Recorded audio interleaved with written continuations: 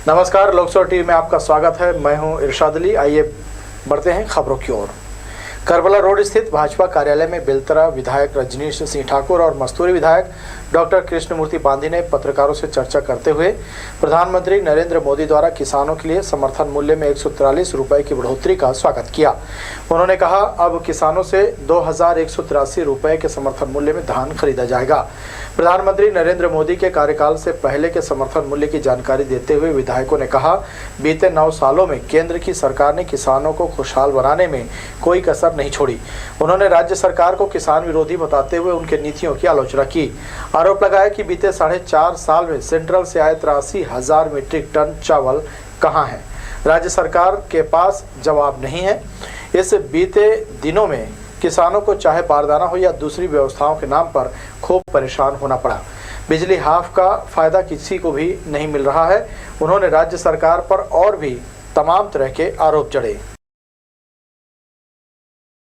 माननीय प्रधानमंत्री नरेंद्र मोदी जी को हम धन्यवाद देते हैं कि उन्होंने समर्थन मूल्य की वृद्धि किया।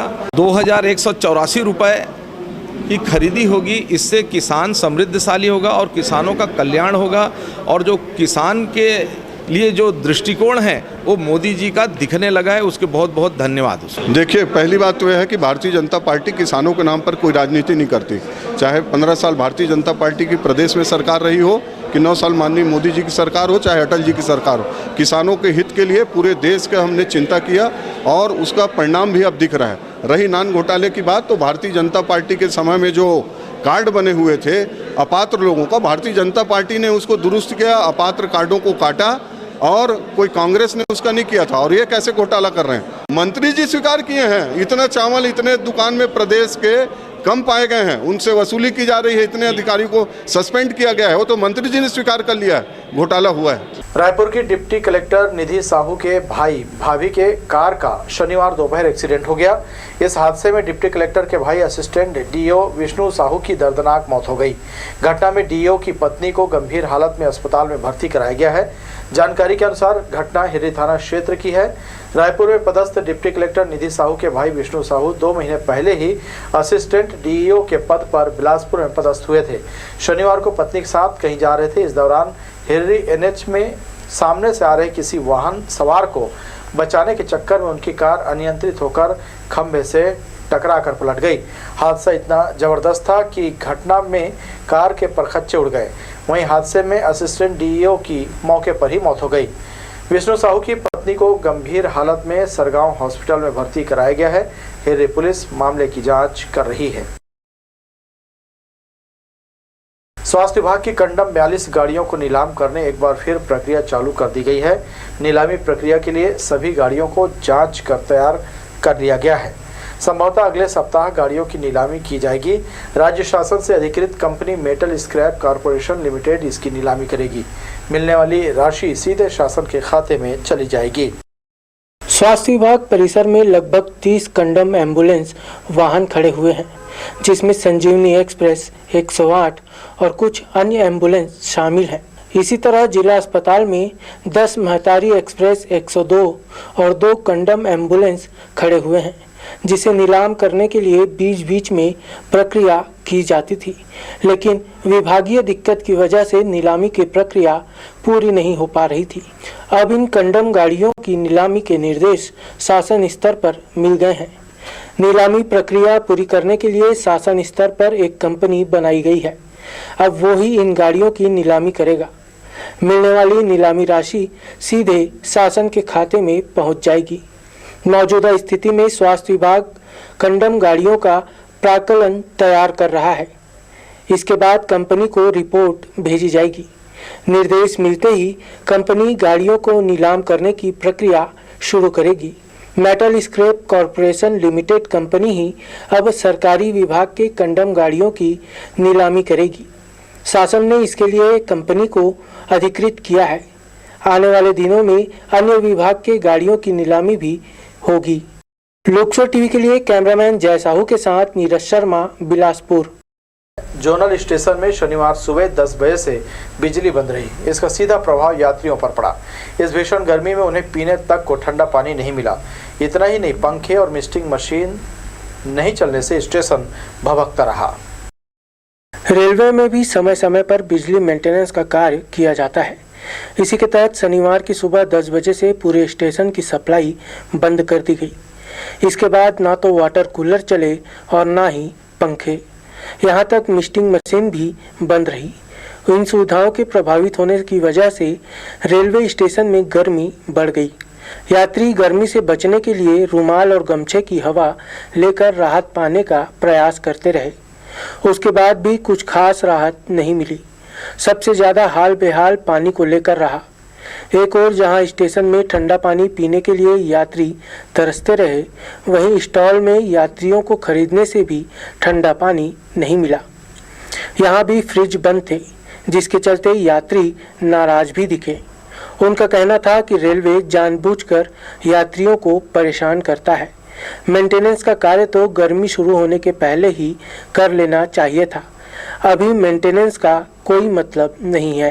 2-3 घंटा हो गया, पूरा स्टॉल में नल में पानी नहीं आ रहा है। लाइट भी 2-3 घंटा से गोल हो चुका है।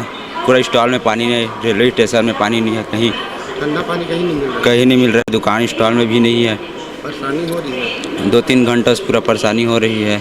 यात्री इस इंतजार में थे कि ट्रेन पहुंचे तो वह यात्रा शुरू करें।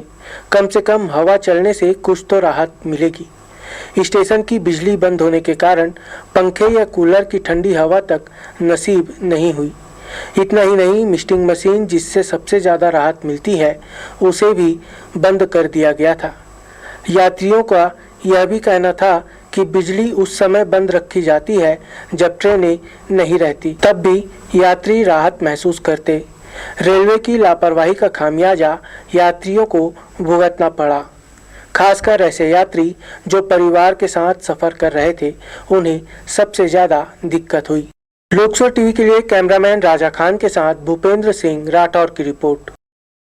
दक्षिण पूर्व रेलवे के चक्रधरपुर रेल मंडल के आसन बोनी गोविंदपुर रेलवे स्टेशन के बीच रिलीविंग गर्डर की लॉन्चिंग का काम होगा, जिसके कारण ट्रैफिक कम पावर ब्लॉक लिया जाएगा।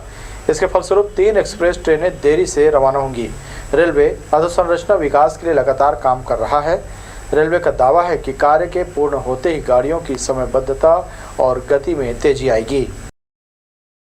दक्षिण पूर्व रेलवे के खड़गपुर रेल मंडल के संतरागाछी स्टेशन में 11 जून को फुट ओवरब्रिज लॉन्चिंग का कार्य किया जाएगा, जिसके कारण ट्रैफिक कम पावर ब्लॉक लिया जा रहा है। इस कार्य के फलस्वरूप कुछ यात्री गाड़ियों का परिचालन प्रभावित रहेगा, जिसमें 11 जून को हावड़ा से रवाना होने वाली हावड़ा मुंबई गीतांजलि एक्सप्रेस 2 घंटे देरी से रवाना होगी। 11 जून को ही हावड़ा से रवाना होने वाली हावड़ा मुंबई मेल एक्सप्रेस 4 घंटे 30 मिनट देरी से रवाना होगी। 11 जून को हावड़ा से रवाना होने वाली हावड़ा पुणे आज़ाद हिंद एक्सप्रेस 3 घंटे देरी से चलेगी। इस कार्य के चलते यात्रियों को होने वाली असुविधा के लिए रेलवे ने खेद व्यक्त किया है। उसलापुर रेलवे स्टेशन में संभवतः अगले महीने से 1 हवलदार और 2 सिपाही तैनात हो जाएंगे। सुरक्षा की यह व्यवस्था 4 ट्रेनों के ठहराव को देखते हुए की गई है। स्टेशन में ट्रेनों का दबाव बढ़ रहा है, लिहाजा यात्रियों की संख्या भी अधिक देखने को मिलने लगी है। इस स्थिति में आपराधिक गतिविधियां बढ़ने की आशंका से इनकार नहीं किया जा सकता। वर्तमान में यहाँ आरपीएफ का आउटपोस्ट ही है। जीआरपी की न तो चौकी है और न ही स्टाफ की नियमित ड्यूटी लगाई जाती है। थाना प्रभारी जीआरपी ने बताया कि चौकी के लिए कमरे की मांग डीआरएम से की गई है, लेकिन अब तक उसलापुर स्टेशन में कोई भी कमरा उनको नहीं मिला है, जिसके चलते चौकी खोलने में लेट हो रहा है।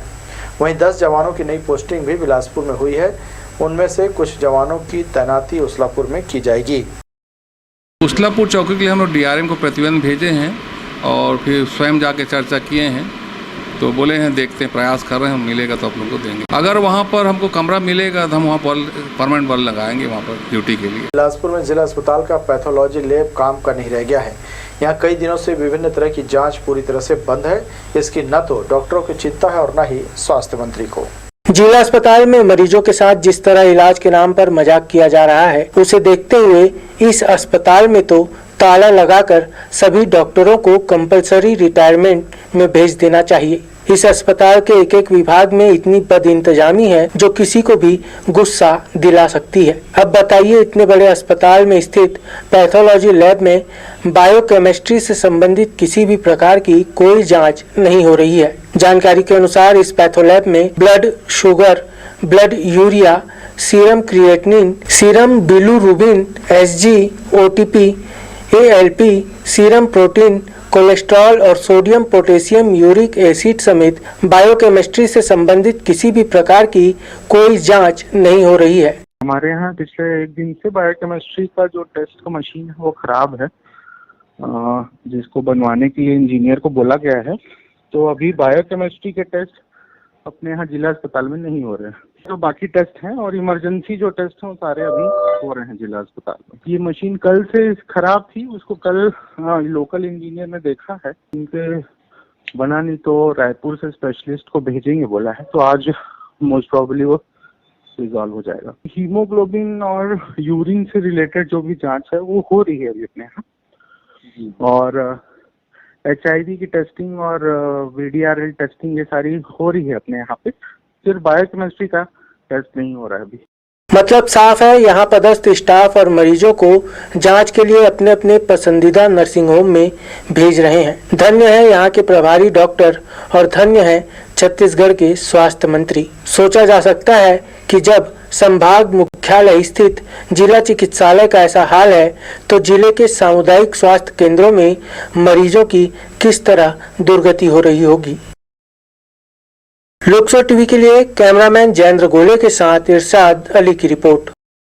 बीते 2 दिनों में बिलासपुर जीआरपी अंतर्गत 3 लोगों की मौत हो गई है, जिसमें 2 लोगों की मृत्यु ट्रेन से कटने और 1 की मृत्यु हार्ट अटैक से हुई है।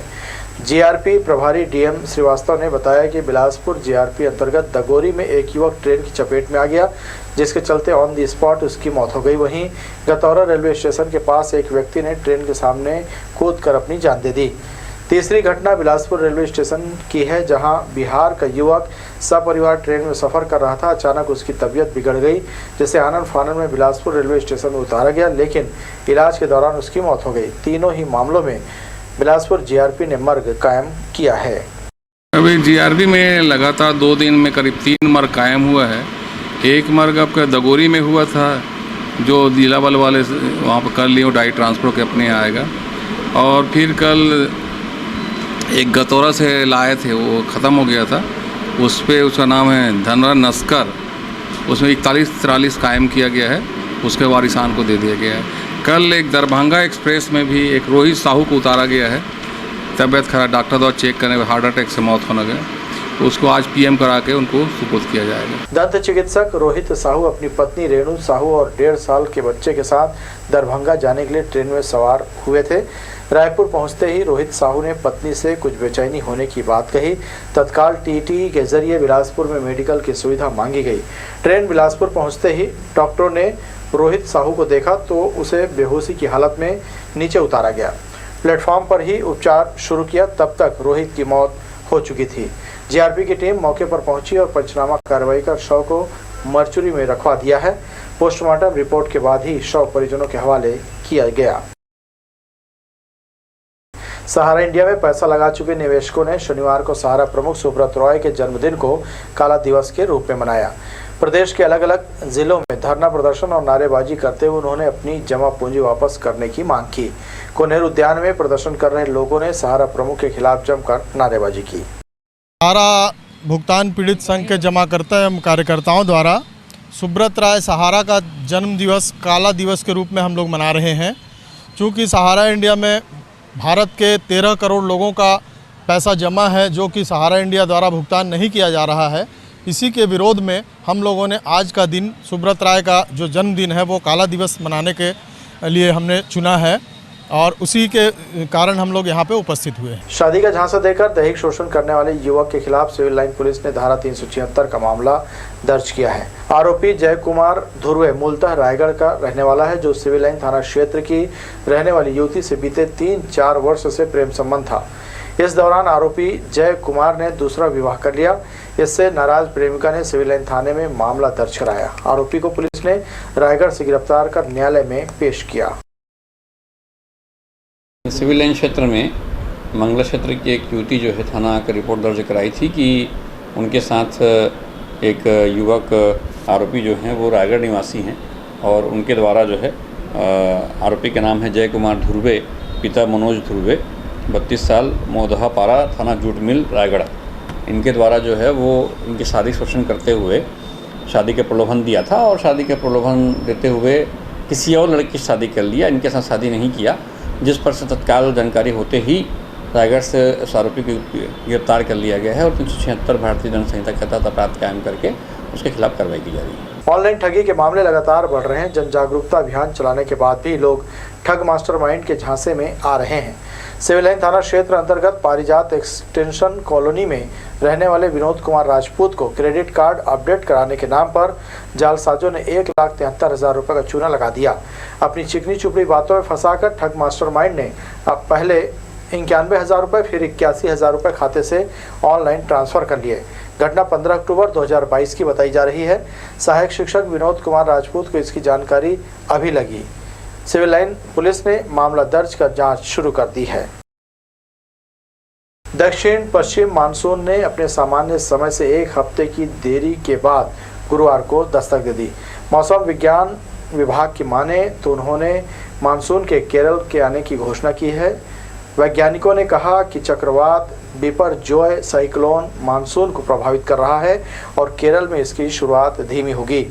छत्तीसगढ़ प्रदेश की बात करें तो गर्मी ने जीना मुहाल कर दिया है। वहीं बिपरजॉय चक्रवाती तूफान की वजह से बादलों का आना जाना लगा हुआ है।